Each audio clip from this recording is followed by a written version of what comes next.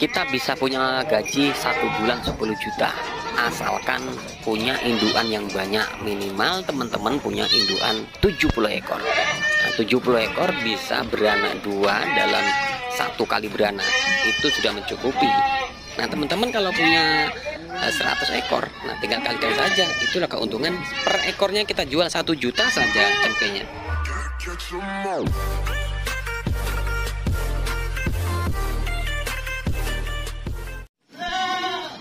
Halo guys, assalamualaikum warahmatullahi wabarakatuh. Jumpa kembali dengan Indra Palevi Channel. Kali ini kita akan bahas bagaimana peternakan breeding bisa dijalankan dengan baik ya teman-teman.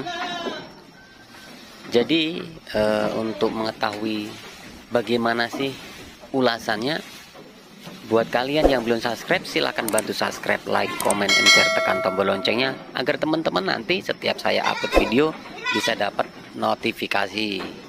Jadi yang sudah subscribe saya ucapkan terima kasih.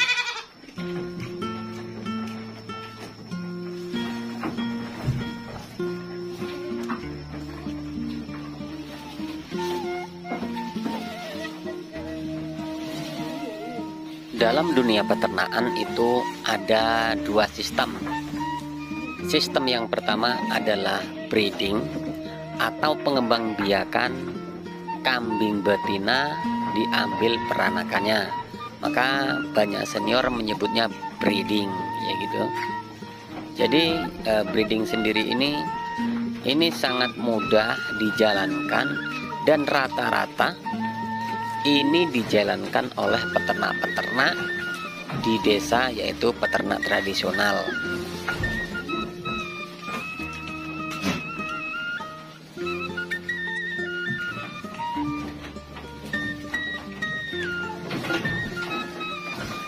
Kemudian yang kedua adalah sistem fattening atau bisa disebut penggemukan atau pembesaran ya. Sedikit berbeda sih sebenarnya pembesaran dan penggemukan. Kalau penggemukan itu rata-rata dipelihara selama 3-4 bulan, maka disebutnya penggemukan. Tapi kalau fattening atau pembesaran itu hasil dari breeding yang dari kecil kita besarkan hingga dewasa kemudian kita jual. Mungkin seperti itu sedikit banyaknya penjelasannya teman-teman ya.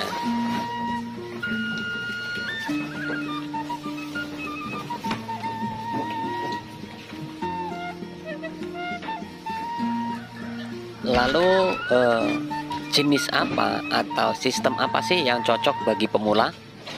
Banyak teman-teman yang bertanya tentang keutamaan beternak itu ya. Yang paling bagus tuh apa sih Bang? Nah, makanya di sini saya jelaskan. Bagi pemula itu sebaiknya mengambil sistem yang pertama, yaitu breeding atau pengembangbiakan kambing betina lalu diambil peranakannya atau anaknya. Nah ini sangat mudah sekali teman-teman. Ini cukup cari indukan yang bagus, yang kita anggap bagus, kemudian dipelihara, dikawinkan dengan pejantan atau diberi pacek, kemudian dipelihara hingga beranak. Seperti dalam video ini adalah sistem breeding ya. Breeding sendiri ini keuntungannya seperti apa? Breeding mungkin sedikit agak lama masanya atau jualnya atau hasilnya itu sangat lama, yaitu di tahun pertama dia mungkin belum dapat hasilnya karena masih menunggu di saat sang induk itu bunting atau menunggu kelahiran. Setelah lahir kemudian ditunggu besar, dipelihara hingga besar, kemudian bisa dijual. Nah itu mungkin sedikit kekurangan breeding. Tapi di dalam dunia perbreedingan sendiri ini bisa menganut dengan sistem modal sekali untung berkali-kali. Jadi modal awalnya saja untuk beli indukan beberapa ekor, kemudian diberi jantan 1-2 ekor.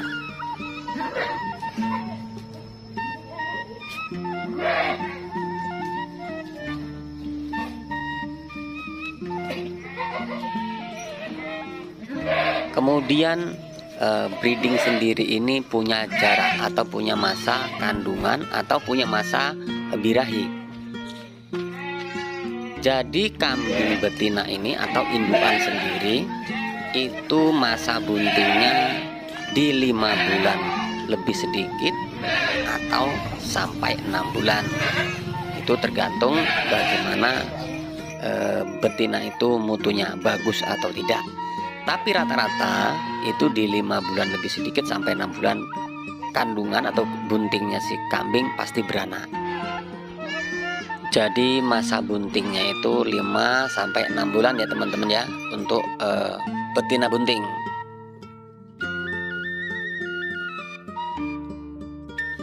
Lalu setelah si induk beranak dan cempe seperti ini sudah mulai sedikit besar ya, kalau kita jeli, kalau kita paham,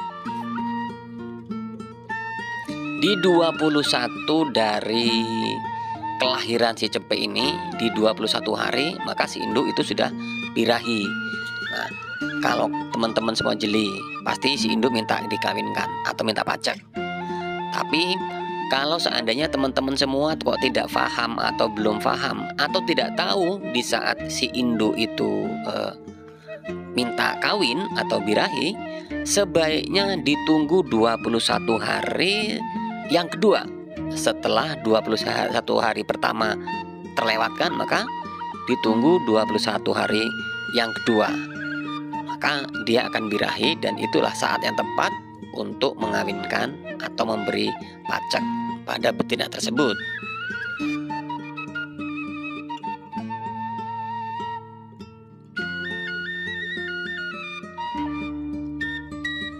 Banyak teman-teman penonton, banyak teman-teman peternak yang beranggapan dengan berbreeding sendiri penghasilannya lambat.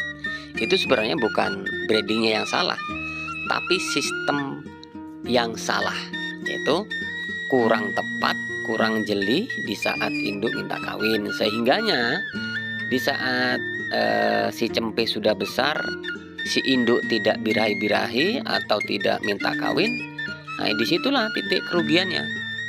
Maka dari itu peternak harus jeli kapan si betina minta kawin agar nanti buntingnya tidak terlambat.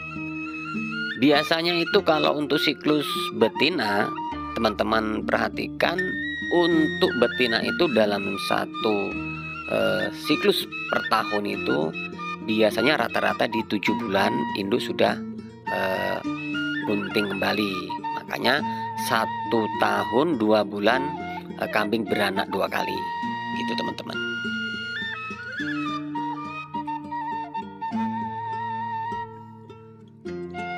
Kemudian breeding sendiri bisa nggak sih mencukupi ekonomi keluarga?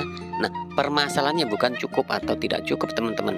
Di sini adalah yang jadi permasalahan adalah populasi teman-teman miliki itu berapa. Nah, ini yang menentukan sedikit atau banyaknya, untung atau tidaknya di sebuah peternakan breeding. Karena semakin populasi yang kita miliki semakin banyak, artinya kesempatan untuk penghasilan besar itu pasti kita capai teman-teman.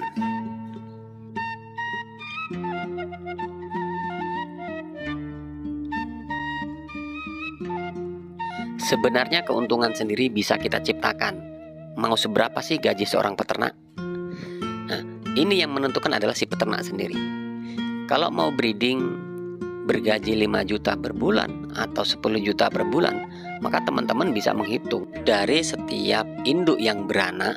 Itu teman-teman bisa tahu kalau induk itu 1 tahunnya katakan 14 bulan beranak 2 kali. Kalau beranak 1 saja, artinya setiap 1 tahun induk itu bisa menghasilkan 2 cempe.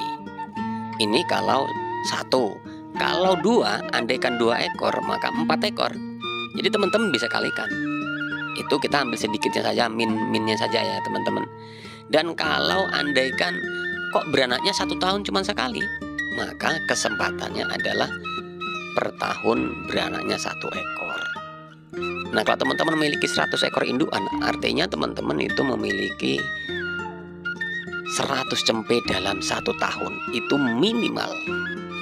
Andaikan 2 ekor dalam 1 tahun itu sudah 200 kalau beranaknya 1 ekor. Tapi teman-teman kalau beranaknya 2 ekor, nah kan terus bisa mengalihkan saja selama penanganannya, selama perawatannya, selama pakannya baik, bagus, maka semua akan tertarget. Target tersebut akan tercapai. Tapi dengan ketentuan, karena kita ini urusannya dengan nyawa, usaha kita ini usaha nyawa, maka ketentuan hanya milik yang berkuasa, Allah Ta'ala, gitu ya teman-teman.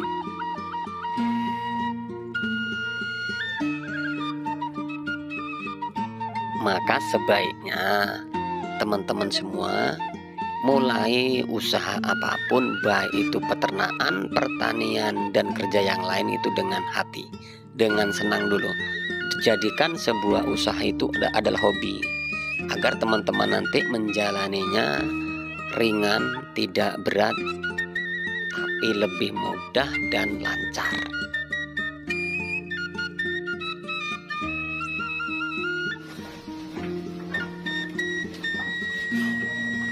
Dan andaikan teman-teman kok belum modal, mau 50 ekor atau mau 100 ekor indukan dalam berbreeding, ya mulai saja dari kemampuan kita masing-masing. Karena setiap kita, setiap orang itu mempunyai takaran rezeki masing-masing teman-teman, juga mempunyai kekuatan permodalan masing-masing. Jadi kita nggak boleh iri atau kita nggak boleh menjas seseorang itu bermodal, seseorang itu dimodali, jangan. Tapi sebaiknya dimodal atau tidak, kita adalah sama, yaitu peternak yang semua bisa dicapai dengan sistem. Semakin banyak permodalan kita, maka akan semakin banyak hasil yang kita dapatkan. Itu di segala bidang usaha. Nah, mudahnya breeding itu teman-teman ya, breeding itu bisa disederhanakan. Andaikan teman-teman kok di wilayahnya masing-masing itu tidak ada rumput, bisa dengan pakan daun singkong. Kalau ada daun singkong, ada rumput, lebih mudah lagi kita bisa ngarit rumput. Kalau tidak bisa, maka kita bisa silase. Silase itu apa sih? Nah, silase itu bahan yang berbentuk hijauan, apapun daunnya yang berbentuk hijauan, kemudian kita cacah, kita kedap udarakan, kita simpan jangka panjang, maka kambing akan lebih suka, pasti akan gemuk kambing. Nah, itu sistem silase. Tapi kalau mau dikit bermodal, sedikit dimodali, maka diberikan tambahan molasses dan probiotik. Ini disebutnya fermentasi teman-teman. Sebenarnya mudah, banyak hal yang harus kita timba, banyak hal yang harus kita pelajari, banyak hal yang harus kita kita pahami. Karena peternak itu tergantung bagaimana sang sopir, sang nahkoda, sang peternak itu menjalankan, mudah atau tidaknya. Terkadang yang bikin ribet itu kita sendiri teman-teman, atau sang peternak sendiri.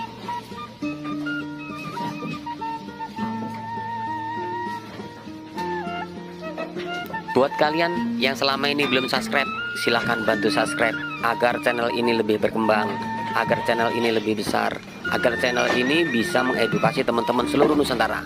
Jadi lain kali akan kita bahas lagi bagaimana sih peternakan fattening dijalankan dengan benar. Tunggu video Indra Polupi channel yang kedua. Oke guys, itu dulu pembahasan kita kali ini. Sedikit ini yang bisa saya ulas. Semoga bermanfaat. Saya akhiri, wassalamualaikum warahmatullahi wabarakatuh.